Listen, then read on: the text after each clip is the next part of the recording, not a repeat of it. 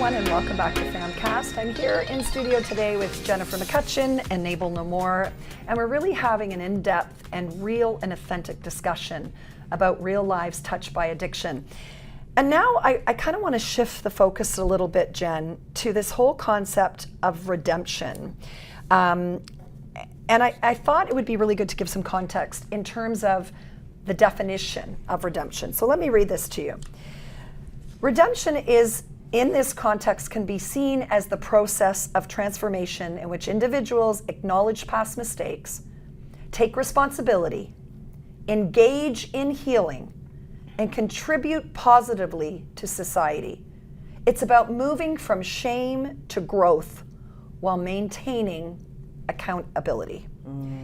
Redemption, accountability, and society. This is a triage that we struggle with all the time. And we're not here to say we have all the answers, and we're not here to place blame, but what we are here to do is have some real discussion about what this means, because we both know people, you certainly personally and me through friendships, that have done things well in active addiction they're not proud of. Some people get caught, some people don't. Some people are charged, some people are not. But when this happens, and there's often an underlying reason behind addiction, whether that be trauma, there could be all kinds of things, and that's for another show that we could go into. But what I really want to get to here in this discussion, Jen, is that piece about, should a person forever, does that have to define their story forever? If, in the definition that I just gave you with redemption, they're taking accountability, they're taking responsibility, they're doing the healing and the work, and they're giving back and contributing in a positive way. Our system right now isn't necessarily set up that way. In the work that you do with parents and families touched by addiction, what is the definition of redemption for you in terms of how you help them navigate the shame, the fear, and the stigma that they live with day to day? Yeah, great question. Because shame really is keeping people bound to suffering. Yeah. And redemption to me and the work that we do is about reclamation of self. It's about reclaiming the truth of who you are. Addiction, mental health, brain pain stems from unhealed traumas. It stems from societal programming and cultural conditioning. It is not a choice. It is not a moral failing. It is the result of a deep-rooted pain. So redemption is about reclaiming the truth of who you are, acknowledging your past, but and taking responsibility and ownership for the choices that you made and the behavior that you may have exhibited. And the hurt that you might have caused. And the hurt that you may have caused. Correct. Along with making amends with those that you've hurt, whether it just, sometimes we can't even make amends with the person like face to face. It's about making amends, doing your best to make amends, because you can't ask somebody, that you can't make somebody forgive you. Of course. You can only do what you can do. And then making amends with yourself. That's a big one. Forgiving yourself and releasing yourself from the shame, because shame to me has no place in the recovery game. It actually doesn't work. As long as we stay in the space of shame, we cannot heal. And society in general, and families, and I mean, I was there too. It's like we deem somebody as bad. This is programming and conditioning. And I say to my clients, and I talk to them about their kids, I mean, if I was able to, cut you open and open you up, there wouldn't be a tag inside of you that says coded bad. Right. It's not true. It's a belief. It's a identity that somehow we adapted, we picked up from trauma, from programming, and from behaviors that we've been told are really bad. And that only breeds and perpetuates the cycles of addiction. And that's what we're seeing in our society as the cancel culture of when somebody is held accountable, or, whether it's, convictions, whether it's just being held by family or friends or society as what they did was wrong, therefore they are a bad person. And that's where I believe we have to really create a shift through awareness and resources and education to help people see a new perspective on addiction, so that we can heal and stop placing shame, breaking the cycles of stigma, so that people can redeem themselves and give a space for them to redeem themselves. Because if we don't, there's no place for healing. There's no room for it. Right. And how do we help others not go down that same path? And we've both know people that have gone down that road and have hurt others and have been charged for that hurt. And they have to live with that for the rest of their lives. They have to do the work to continue to heal themselves and their relationships. But at what point does that have to define them for the rest of their lives? I mean, obviously your actions speak louder than words, but if you are now actively doing the work, and as a good friend of ours says, using your mess to become a message. Yeah. Then why as a culture are we so resistant to it? I know a lot of it's fear and shame. It's as we see the realities of the fallout of mental health in our culture and society today, and the homelessness and all of this is not what any of us want. It doesn't make any of us feel comfortable, but that is someone's brother, mother, father, sister, friend, coworker.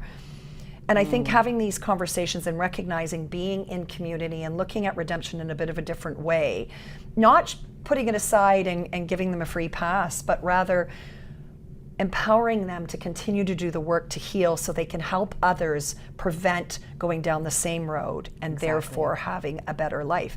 You see this day to day in your work and in your own life. And in my own life. Yes. And I think fear, 100%. Fear is a huge barrier for people. The other thing is believing that by accepting what somebody has done is somehow approving. That's a very strong, yes. And this is preventing people from, we forget that there's a human being here. And we believe that if we somehow, give this person space to grow, which is what we should be doing, we hold them locked to that defining moment. Right. And that defining moment was not who they were. It is not who they are. Right. There's so much more going on here. So redemption is really, it's not erasing the past. It's not saying that didn't happen. It's not condoning the behavior. Absolutely not. It's the moment, though, that we allow ourselves, others, to really step into and taking ownership of who they are beyond their worst day. And all of us have had a bad day. Exactly. And some worse than others, some caught, some not. But that is so true and so powerful and thought-provoking, Jen. And that's what I want these conversations, this show, this movement to be about. Respectful discourse.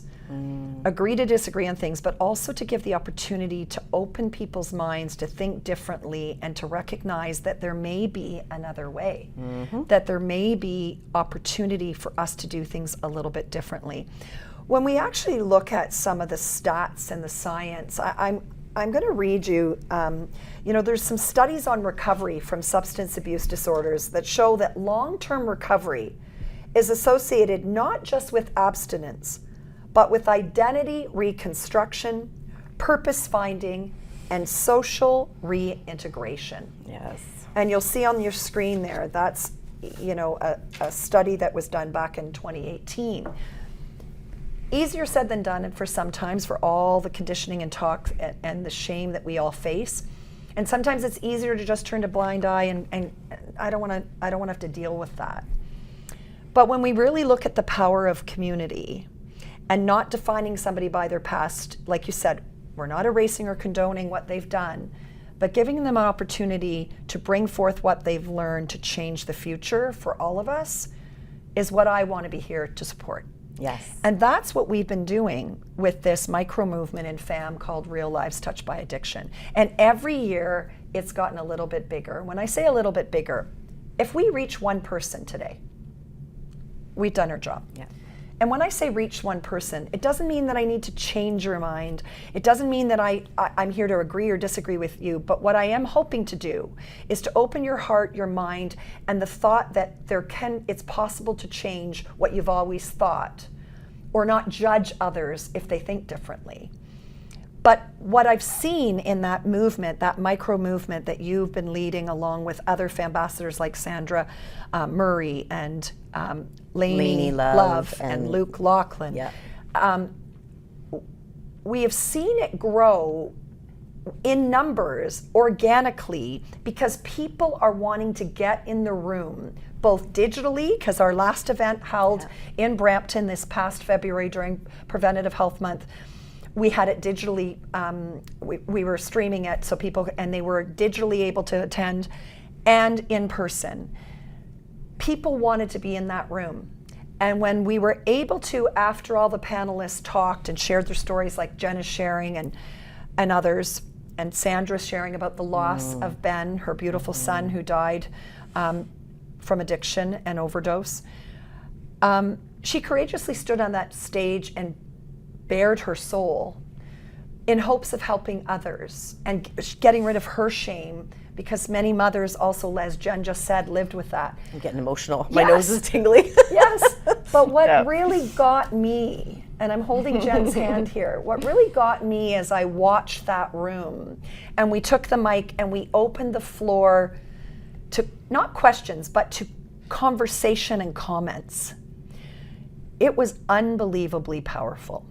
I don't know every person that was I didn't know every person in the room, nor did you. No. But what I did know, and what was very crystal clear to me in that moment, was just how desperate everyone was to be in community, a safe community, where we could communicate with one another, where we could share real stories, and even, we're ugly, but that you were okay to say it, because that allows others to do the same and lift that weight off, and of the family, of the friends, of the workplace. And it all of a sudden was rippling through that room in a way, I'm sure you felt it too, Jen. It was palpable. It was palpable. The energy in that room was palpable, and people were wanting to share their story, wanting to almost get permission to unload. Yeah. There wasn't, and it wasn't in a structured way, it wasn't costing millions of dollars. It was so authentic. It was authentic, and it was healing. It was healing.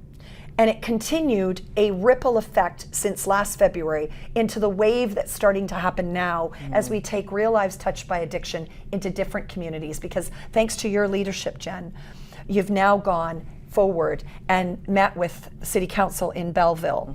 And you can speak to that in the next segment. But where in this February, when Real Lives Touched by Addiction, it's going to have a ripple effect in many communities, not just in the place that it started, and not just with the numbers of people, but with everyone at the table to have this conversation. Because that's how we're going to change the future of mental health addiction through a preventative lens. Yes.